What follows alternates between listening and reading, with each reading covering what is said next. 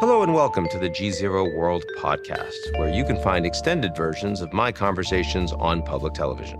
I'm Ian Bremmer, and today I'm going to try to make sense of President Trump's chaotic foreign policy approach a little over 1 year into his second term. It would be an understatement to say that Trump 2.0 has little in common with the president's first term in office. Back then, he touted an America First foreign policy that was focused on securing the border, ending forever wars, and letting the world sort out its own problems. This time around, President Trump has leaned into the kind of presidency he once spurned. He carries around a list of all the wars he's ended. He wants to turn Gaza into a beachside resort, and he has talked openly about colonizing Panama and Greenland. He bombed Iran, well, that one he's done before too, and he even captured Venezuela's leader. This is not a president who is stepping back from the world stage. This is a president who wants to turn it to his will. And he has cast aside 8 decades of global rules and norms in the process. But will he succeed? Joining me to discuss all that and more is former U.S. Trade Representative and the current president of the Council on Foreign Relations, Michael Froman. Let's get to it.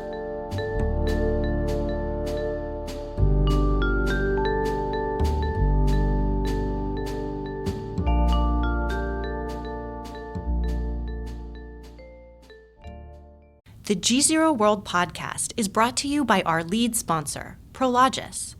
Prologis helps businesses across the globe scale their supply chains with an expansive portfolio of logistics real estate and the only end-to-end solutions platform addressing the critical initiatives of global logistics today.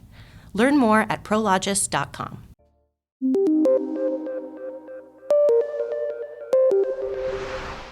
Mike Froman, thanks for joining the show. Thanks for having me.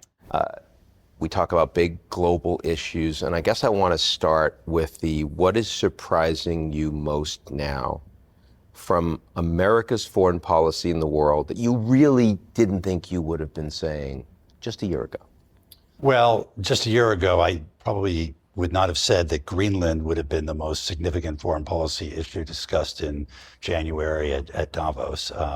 But President Trump certainly put that on the agenda and made it a major issue. And he took it off the agenda. And then took it off the agenda. And when it was on the agenda, it squeezed out just about everything else. Ukraine, China, Venezuela, anything else going on in the world. Yeah, okay, that was absurd. But nonetheless, how about something that's sustainable, something that you think is going to actually persist? So I think I'm surprised by how much the world is adjusting to Trump's view of globalism. And they are incorporating it. They're not happy necessarily about it, but they are adjusting and they are responding to the Trump administration's exercise of power. Exercise of power in a more transactional and unilateralist way? Yes, exactly. And how do you see them responding? Well, I think right now, Iran responding by engaging further in negotiations with the U.S. with the threat of further military action. Even if you look back at the trade wars of 2025, U.S. imposing very significant tariffs on the rest of the world, then as a starting point for negotiation. But the rest of the world, with the exception of China and maybe a little bit Canada, didn't retaliate, sort of adjusted to it. And I found that they were more concerned about the relative tariff rates than they were about the absolute rate. So Malaysia cared a lot about not having a significantly higher rate than Vietnam. Which is a fair thing for them to be concerned about, right? Absolutely. Yeah. But I think, had you asked me a year and a half ago, I would have said, if the U.S. imposes somewhere between 10 and 50% tariffs on other countries, we're likely to face a lot of retaliation. And the reality was, China just had to show that they could retaliate, and the U.S. backed down, and the other countries didn't really retaliate, they adjusted to it. And is that because the United States is just so big and credible and hitting you unilaterally that if you're not China, you feel like you've got nowhere to go? I think President Trump established credibility that he was willing to use tariffs as much and as often and as far as he needed to. And if they were welcome to retaliate, he would just raise the tariffs even further, and they would become prohibitive at some point. So, I mean, Mike, before running the Council on Foreign Relations, I knew you as U.S. trade rep, right? And so if I think about that role in the Obama administration, you looking back on Trump now and saying, geez, because you were thought of as a fairly tough guy. The Japanese, I remember when they were talking about Froman, they're like, he's hitting us really hard. Are you looking back and saying, I didn't actually beat these guys up nearly as much as I should have? Well, I think back then we were focused on what could we get through negotiations. And I was hitting them hard, and previous USTRs hit them hard in terms of what our demands were of them and the hard things we wanted them to do. This administration's hitting them hard by hitting them hard and raising tariffs. And, I sometimes joke with my successors that it would have been a really easy job to be USTR if I could have used tariffs like this with credibility and to impose them on other countries, because they have successfully brought them to the table. And that was something you wouldn't have even considered. Correct. Because? Because we had international obligations. In some of the cases, we have bilateral free trade agreements, and we're raising tariffs on those countries. In other cases, in all cases, we have World Trade Organization, WTO commitments, and we've broken those commitments and raised tariffs on other countries. And so, the Trump administration has basically said they're willing to break agreements, break commitments, to use tariffs as a tool for just about everything, for trade purposes, to talk about fentanyl, to talk about migration, to talk about political issues, to retaliate against European countries potentially for sending a small contingency of military forces to Greenland to shore up NATO's role in Greenland. So my presumption is that you are challenged by these strategies, if we can call them that, because you think it's going to cause a lot of damage long term. So I think that there have always been a role for tariffs when, for example, there have been unfair trade practices, and you go through the process of determining what those unfair trade practices are, what the level of retaliation ought to be, and impose them. The Trump administration has ignored all of that and just jumped to using them whenever they needed any degree of leverage over another country. And not just on economic issues, on any issue, on a political issue, on a security issue, you Bolsonaro's name been it. treated, how India buying Russian oil. It could be any number of issues. It is the president. He made that clear. In his words, the most beautiful word in the English dictionary, and a tool that he can use for just about any purpose, because it's easy to ratchet up and ratchet down. You don't have to think about going through dispute settlement processes and getting an outcome from the World Trade Organization or from some panel of experts. You just ratchet it up or ratchet it down as you see fit. Now, the question is, to your point, long term, what are the ramifications of this? I think most trade experts worry that, we've created a permission structure more generally for countries to act unilaterally, regardless of their international obligations. Sometimes that might be through the use of tariffs or other trade actions. Sometimes that might be through the use of military force, as we've done vis-a-vis Venezuela. And what kind of world will we live in if other countries, in fact, copy our approach? Because for a long time, we were the defenders. We helped create the world system after World War II. We defended it, we promoted it, we got other countries to agree to it. And when countries would try to challenge it, we would take action to ensure that the rules were upheld. Now we are seen as one of the challengers. And does that create a permission structure for other countries to challenge it as well? So if you were outside of the United States right now looking in, would you describe the United States as a revisionist power today? Look, I think we've gone from being the defender of the system to the challenger of the system. I'm not sure revisionist is the right way of looking at it, because that suggests we have some new world order that we want to impose. And I'm not sure we've thought through it completely. In fact, I'm pretty sure we haven't. What we have said is that the old rules don't necessarily need to apply to us in every instance. You would have called the Russians revisionist over the course of the last 10, 20 years, right? I think China has been a revisionist power in part because they've put forward alternative models. The Global Civilization Initiative, the Global Security Initiative, Global Economic Initiative. They're trying to put forward a different model of world order than existed since the Second World War. I think Russia's been sort of a challenger. Yeah, I mean they've gone back and they've revisited certainly the notion that Ukraine as being an independent country, separate from Russia, separate from the former Soviet Union or the Russian Empire. So they have revisited that question, but I don't think they have a revisionist view of the world as a whole. So Mark Carney came out during Davos. You and I were there. We were in the same room with him on several occasions with the whole rupture, speech. Now, French President Emmanuel Macron has gone farther, talking about the United States directly as an adversary, wants to basically dismantle Europe. Again, if you were a European leader today, if you were a Canadian leader today, would you see the United States as an adversary? Look, I think Prime Minister Carney was right to call it a rupture because it is a big disruption of everything we have known for the last 80 years purposefully to raise questions that heretofore have been closed, that we thought were solved. And now we have to wrestle with those questions again. I think President Macron probably goes too far. He does go too far to view the U.S. as an adversary. The French, the Europeans may not like everything that this administration is doing, but their national interests, including their security interests, are still quite well aligned with the United States. And I think the fact that just last week there was a ministerial in Washington of countries coming together to talk about critical minerals just shows how countries are willing to hold their nose, come to Washington, work with the United States because it's in their national interest to do so. They're not doing it to do anybody a favor. They're doing it because they recognize that they need to reduce their dependence on China as well. I think when it comes to Europe, I think the president's been pretty clear. He actually would like a strong Europe. Now, his view of what a strong Europe is perhaps different than some of what the current leaders think it is, but he does not want a strong European Union. Correct. I think he views the whole European project of giving up sovereignty in various areas to Brussels, for Brussels to regulate behavior within the nation state as anathema. I think he believes very much in the nation state and deals with Europe oftentimes on a nation state basis. But he wants them to be stronger on defense. Defense, yes. He wants them to be more productive. He wants their economy to grow and to be a strong market for U.S. exports, among other things. He has a different view on some of the issues around free speech and the role of right-wing parties in Germany and places like that. But I think it's not that he's anti-Europe. He is skeptical and critical of the European project as it's been known for the last 30 or 40 years. The United States is a state of scale, checks and balances, but nonetheless. China is a state of scale, lots of power, not so many checks and balances.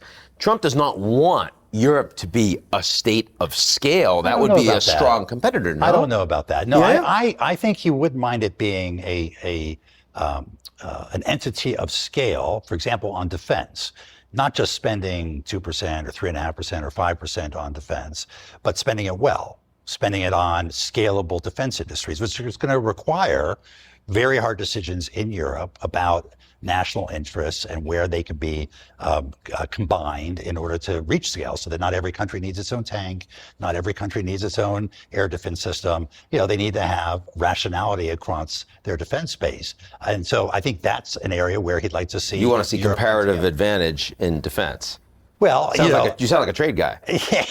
I think he would rather have them be able to bear a bigger portion of their own defense, including by spending the right amount of money, but also on buying the right things. And so, that's going to come from us, particularly in the short run when they don't have the capacity to produce a lot of these weapons. But over time, I think having a strong Europe is in the United States' interest, even in Trump's world. Now, he has, again, different views than President Macron and several other European leaders when it comes to certain of the values and the European project of giving up sovereignty and regulating. But, to be fair, within Europe, you look at the Draghi report, look at the Letta report, there's a lot of discussion within Europe about the need to deregulate, to devolve, to deal with some of these issues, as well as to combine where it makes sense to combine for scale, like capital markets, which they've never really been able to do. Because the big geopolitical story of the last 20 years, right, that people haven't talked enough about is Europe's getting weaker. I think that's right. They face a demographic challenge, as do a lot of industrialized countries, including the United States, without sufficient immigration. But on productivity, on innovation, the fact that so much of the innovation, let's say in the digital sphere, is done in the U.S., to a certain degree in China, not in Europe, is astounding. Europe is still strong in certain areas, pharmaceutical innovation, areas like that. And the question is, what does Europe need to do to be really a driver of global innovation? And that's in all of our interests. Now, I'm surprised that you said so much of the innovation is done in the United States to a certain degree in China. That implied that China it's there, but it's kind of marginal in innovation compared to the United States. You wouldn't say that. No, and I think it depends sector by sector. So, for example, in the biotech area, we've seen very significant increases in innovation coming out of China in a relatively short period of time. If you go back 5 or 10 years, none of the major new patents in biotech were coming out of China, and now it's about 30%. And they're investing a tremendous amount in the sector, and they've got a lot of innovation, and they're capable of doing clinical trials much more quickly and much cheaper than we're able to do it here in the United States. And so I think there's an area where we need to watch, because it's been an area of advantage for the United States and to a certain degree Europe, and China is well on the march. When it comes to semiconductor chips, I think they're still behind the United States when it comes to innovation. Clearly. Why they need the H200s. Exactly. From Jensen. And while they're working hard and investing a lot to build their own indigenous capacity there, I think we still very much have an advantage. And if you look at the major platforms, they've got their own indigenous platforms, but when we look at some of the global platforms, they tend to be from the United States. Now, we've talked a lot about comparative economic power. We haven't talked as much about some of the geopolitical conflicts that we're seeing in the world right now. There's so many to discuss. I want to leave Greenland aside. But I do want to ask, for example, about Venezuela, about Iran, about Russia, Ukraine, maybe go through them quickly. Venezuela, so far, only a few weeks in, seems to be going okay for the Trump administration. Is that reasonable to say? I think that is reasonable, because we can analyze whether it was worth devoting this amount of military activity. First of all, we should commend the military for, incredibly successful action, really an awesome use of force, and on the ground, and creative ways, innovative ways of using cyber attacks and other ways to execute this without the loss of any American soldier. But a lot was put at risk to arrest somebody, right? We've left the regime largely in place, and the regime is the same criminal regime, corrupt regime, that existed before. What we have done is get control of their oil exports. And if that's the limited, if the mission is defined as arresting Maduro and taking their oil exports to where we want to get them, and so we'll sell them. Some broader political leverage as well, clearly. Yes, but I think in terms of moving them towards reform, domestic reform, democracy, it's a longer-term project. Clearly. Secretary Rubio's laid that out. He has said that. And by the way, I think that's not unreasonable. Right? They didn't want the de-Baathification of Venezuela. Yeah. Whether they did enough, or whether they empowered or disempowered the opposition, I think time will only tell. But hopefully over time, we'll see Venezuela return to a real democracy, and the Venezuelan people will have an opportunity to speak and to vote and take their country in the direction that they want to take it in. So there's a lot more work to be done. But for right now, Maduro's in jail, oil is being controlled, and thus far, I think I agree with you that the Trump administration's limited short-term objectives are being achieved. Because the Democrats immediately were talking about, regime change, and they shouldn't be doing that. And of course, this isn't regime change at all. It's a very different kind of exercise of military power. Much more limited, no boots on the ground, much less expense, but use your power to try to get what you want. Well, quite a bit of expense for the arrest of one person. Now, if for example, if this regime stays forever, this kind of regime stays forever, I think we can ask ourselves, well, was that the right use of American power? What did we get out of this? If Venezuela is still a highly corrupt country, involved in criminal action, whether it's coming to the United States or going to Europe, it's still bad for the system. I think we have to ask ourselves whether the outcome was worth it. Now, if I were to compare the amount spent to bring Maduro to justice with, say, I don't know, Osama bin Laden, seems low. Compared to a 10-year war yes. Exactly. 15-year war. No, I'm just thinking about regime change in the American conception of we don't like what that regime is doing. Here's what the decision is. And the blood and treasure, the loss of human lives on both sides. I think we have learned a lot from the Iraq and Afghanistan examples about what we don't want to do.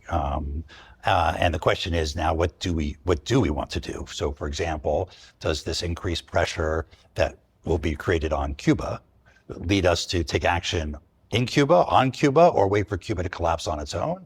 And what will happen then, and how will the U.S. make sure that it's interested? And that's where I was about to go, because with Venezuela, illegitimate election, right, steals power, seen as an international terrorist, exporting instability across the region. None of those things have that truth in Cuba. No, there hasn't been an election to speak of, Right. free and fair election in Cuba for some time. No democracy there to speak of. And they do export, on one hand, they export a lot of nurses and doctors around the world. They also export a lot of military and intelligence officials around the world, as we saw in Venezuela. Yes, indeed. A lot of them were killed. A lot of the 100 that were killed were Cubans. And so I don't think they are without responsibility for exporting instability. But, I think the question is, over this long period of time that we have hoped that the Cuban regime would change, it's only been 65 years or so, are we on the verge of something meaningful happening in light of what's happened now in Venezuela? But I guess what I'm asking is, if the Americans had a shot of taking out senior leadership in Cuba the way they did in Venezuela, do you believe that the ramifications of that, in terms of the legitimacy of the action, in terms of the regional response, are they likely to be far greater than in Venezuela, where, let's face it, I mean, both given the military success, but also given the nature of the regime and the nature of the individual, the blowback has not been very significant. It has not been very significant. And I think you're right. There are other countries that would question the credibility of a U.S. action there. On the other hand, I think this has been such a long-standing issue, that this has been a regime that has been deeply oppressive of any opposition, has really eliminated any opposition, has expropriated property, et cetera. There's a lot of, I think, reason to say, okay, this is unfinished business of the Cold War. And I could see the Trump administration saying, we want to finish it. Well, I could see the Trump administration saying a lot of things. I mean, go to Greenland, but go to Panama. But I'm just, again, wondering about the international reaction, the domestic reaction for all of these things. Well, domestic reaction, I think, would be largely positive. Right? Because of Miami and Florida and expat community. Right. And I think just in the U.S. lexicon here, the U.S. history, that Cuba has been sort of a sore that has been out there that has never been fully addressed.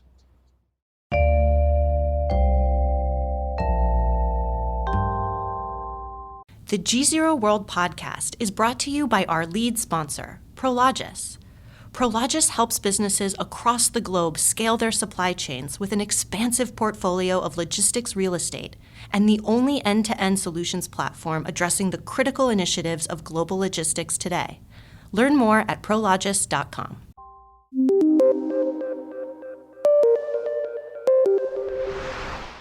So let's then go to Iran, where, seems to be a little bit more urgent for the Trump administration right now. In the last few days, if you just listen to Trump, it seems like he is getting more optimistic about negotiations bearing fruit. Many administrations have found that that's more challenging than they've initially thought. Right now, does it look like to you that we are heading towards military action? Well, on one hand, he's expressing optimism. On the other hand, they announced, I believe, that they're considering sending a second carrier group there, because if the negotiations don't proceed sufficiently well, they want to be prepared to take whatever action they're planning to take. Look, I think that there's an existential issue for the Iranian regime as to whether they are willing to give up enrichment completely. They weren't willing to give it up before. If they give it up now, they are admitting that they have their strategy and their allocation of resources for the last 30 years has been mismanaged. And that's going to further undermine the credibility of the regime. Maybe they're under such threat of military action and their proxies are weakened. They have no air defenses. Their missile program has been hurt. They were blown up last year and they couldn't do very much. Exactly. Yeah. They've shown that the United States and Israel are willing to take action that previously had not been taken. They may feel so much under pressure to consider something they've never been willing to consider before, but they may not be. And if the agreement turns out to be not much better or more than the JCPOA that Trump tore up, then one's going to ask, what was this all for? So your best guess right now, do you think it's likely that there will be a negotiated agreement or that it's going to be a military action? My guess is there may be a limited military action. I'm sure I'll be wrong about this in one form or another, but my best guess is there may be a limited military action, not to decapitate, but to create more leverage. That at some point there may be an agreement.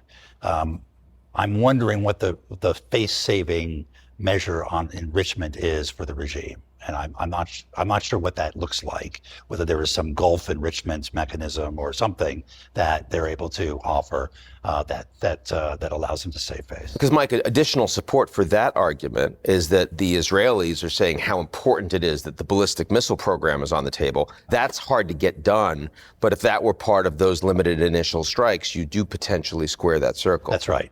That's right. And the Israelis have been very concerned that that missile program is being rebuilt after the attacks of last year. I think there's less concern that the nuclear program has been significantly rebuilt after the attacks, but the ballistic missile program is an area of concern. Okay, Russia-Ukraine, only been going on for almost 4 years now. Continued efforts primarily by the United States to get to a ceasefire. Trump is now saying, got to be done by June, which is not quite the 24 hours he initially thought. Or the 2 weeks that it always seemed to be, 2 weeks away. Yes. So he's kicking the can. It's getting harder, obviously. He's getting more frustrated. He's sharing that frustration publicly. Yes. The Ukrainians are having a harder time fighting. They're having a harder time raising resources. The Russians should have a harder time fighting, given what they're throwing at it. So far, it doesn't seem to be affecting them domestically. Do you think that we are heading towards an inflection point, or is it just generally grinding on for the foreseeable future? Well, it's grinding on, but hopefully towards an inflection point. So it's a non-answer to your question. Well, it's an answer. I mean, I think week by week, there will be continuing to be huge casualties, particularly on the Russian side, but on both sides. I think you're right. The Ukrainians are tiring of war. They very much want to reach a peace agreement. They've wanted that for some time. And I think they're quite willing to make territorial compromises de facto, if not de jure, to secure a real peace, provided they've got the necessary security guarantees that have credibility on the other side. I think this mechanism that we have in place where the Europeans use the loan against the Russian frozen assets to buy American equipment to provide to the Ukrainians is a pretty good one. It's sort of a win-win-win for the United States. And no American taxpayer dollars. No American taxpayer dollars, good exports. I guess we're reducing our trade deficit in that regard, and support for our military industrial complex as well, and support for the Ukrainians, very importantly. But whether or not that's going to secure any real change on the ground remains to be seen. As you said, the Russians seem to have really quite a strong appetite or ability to absorb pain. I mean, the Biden administration really did believe that these sanctions were going to have a much greater impact on them in short term. They were wrong. Now, when people look under the covers, there is reason to believe the economy is in more dire shape now than it was a year ago. Mm-hmm. But Russia's gone through a lot of dire straits in its history economically. And, I'm told, I haven't been to Moscow in a long time, but I'm told if you go to Moscow or St. Petersburg, you wouldn't know that there's a war going on. The stores are filled, the people are Tucker Carlson around. Brought all that news to us. Indeed. So the sanctions aren't having necessarily the debilitating effect that I think the West had hoped. And the casualties don't seem to be having the political ramifications that you alluded to, and that happened in the Afghan war, ultimately, that led to Russia's withdrawal from Afghanistan. And so it's a little hard to see how any of that is going to change Putin's calculation. And I think that's the remaining issue, is that Trump is increasingly realizing that Putin doesn't really want to end this war anytime soon and is willing to sacrifice men and treasure and the state of the economy and his standing in the world to keep it going. Which creates the really saddest conclusion, which is that the President Trump, recognizing that, is now putting much more pressure on Ukraine because he sees that they're the weaker ones that are more likely to capitulate, irrespective of how courageous or how unjust. The meritocracy, the merit of the arguments. Absolutely. No, I think that's right. And look, I think the Ukrainians are willing to make certain compromises. I think it's gone on so long that and there's been so little progress on the battlefield, so little positive progress. If anything, they're losing a little bit of land each week or each month. That they are willing to make certain compromises if they can get the security guarantees. So I think now I think the burden shifts to Europe and the United States to make those security guarantees as meaningful and as credible as possible to help the Ukrainians get to a position where they're willing to compromise on territory. And getting the Americans to be a part of that continues to be a challenge. Yes, and whether the Americans are on the ground or not, or providing support from beyond, intelligence support, other kinds of support, or permission for the use of our weapons in various ways, I think that all I think is what to be worked out. I don't expect American troops to be on the ground in Ukraine under this administration, but Europeans, there seems to be a coalition of the willing within the European forces to deploy troops as a tripwire. And to be fair, Biden would have had a hard time deploying troops as well. I think that's probably right. I mean, I think if there was a NATO contingency, it would be one thing. No, this is going to be a coalition of the willing of some other sort. But I think there might have been more willingness in that context to deploy American troops in some way or another. Okay, we'll push Jake on that. So, end with the big kahuna here, which is the U.S. and China. Obviously, everyone's excited in the Trump administration about the upcoming trip to Beijing. They've just announced that Xi Jinping is going to come to Washington by the end of the year. Most challenging, most fraught, most important bilateral relationship seems to be more stable for now. Correct. How short is the for now in your view? Like, I think there's an interest on both sides for extending it as long as possible. To, get through this year, maybe get through the next year. I think on the U.S. side, having realized how much leverage China has in its choke points over critical minerals, and that's just really one of several sectors where they have pharmaceuticals, critical infrastructure, you name it. Yeah, exactly. So it's one of many, but that I think caught the attention of the administration and the desire not to escalate at the risk that the Chinese could have escalation dominance here, and to keep things on as steady a path as possible on the economic side. And you saw in the National Defense Strategy words like balance of power, good, strong economic relationship, all sort of really relatively positive language about where they wanted to see the U.S.-China relationship go, emphasizing stability, even as they reinforced the defense of the first island chain and stated that that the U.S. was committed to that. So no change of policy in that regard. But the language towards China has evolved quite substantially from it being the pacing threat for our U.S. military, or even as the Trump administration characterized it in the first term as a potential adversary. So there's a pretty significant evolution there, and I think China has every interest in maintaining stability as it continues to build out its military. Its economy is doing, just fine. It's got a $1.2 trillion trade surplus with the rest of the world. It's exporting less to the United States, but it's managed to make up for that and more in other markets around the world. And so it's feeling pretty confident right now. And so when you think about the longer term Taiwan question, where do you go?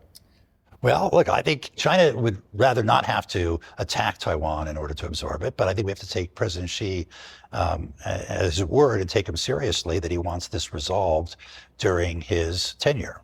Now, I guess the bad news is the good news is his tenure is extended. It's infinitely extendable, or extendable for some period of time. And so I don't think the 2027 That was why he ended term limits, is he didn't want to have to go to war over Taiwan. He's a peacemaker. He's a man of peace. There you go. A man of peace. Yeah. Maybe we should put him up for the Nobel Peace Prize. It wouldn't be the first time something has happened in that direction. Yeah.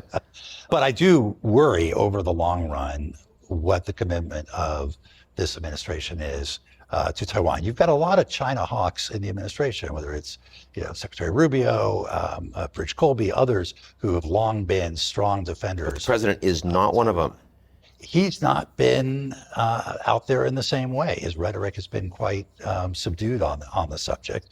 And, I worry that at some point when the issue of a grand bargain comes up, that the U.S. might be willing to evolve in its language about what its commitment to Taiwan is, and provided that it gets either something else very significant on critical minerals or on exports, or that it gets some secure access to semiconductor chips over the long run. Okay, quick lightning round for you. I just want to get your quick reactions on a couple quick questions. It's coming out of my head. What is the country right now that is not getting the attention that it really should be globally for the work that they are doing to improve their lie internationally? Singapore. Because? So Singapore always They used to get a lot of attention, obviously. What's that? They used to get all sorts of attention. They used to get a lot of attention, and for good reason, because I think they punch above their weight for such a small country.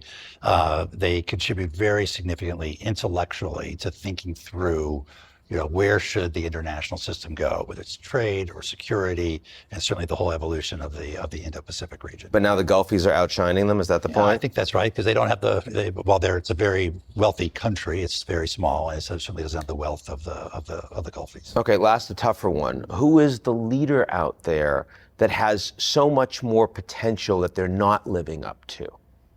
I think the new not relatively new Prime Minister of Japan could prove to be a major global leader. And she, I think, she's just gone through an election where she's gotten a very significant mandate domestically, and I think now has the potential to play a much bigger role internationally. Massive majority now for the LDP. Supermajority. Yes, supermajority.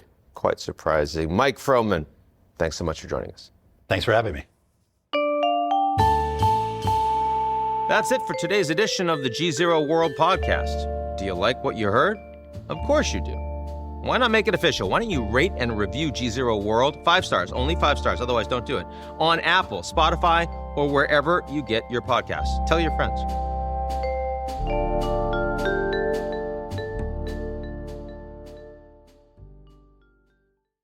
The GZERO World Podcast is brought to you by our lead sponsor, Prologis. Prologis helps businesses across the globe scale their supply chains with an expansive portfolio of logistics real estate and the only end-to-end solutions platform addressing the critical initiatives of global logistics today. Learn more at prologis.com.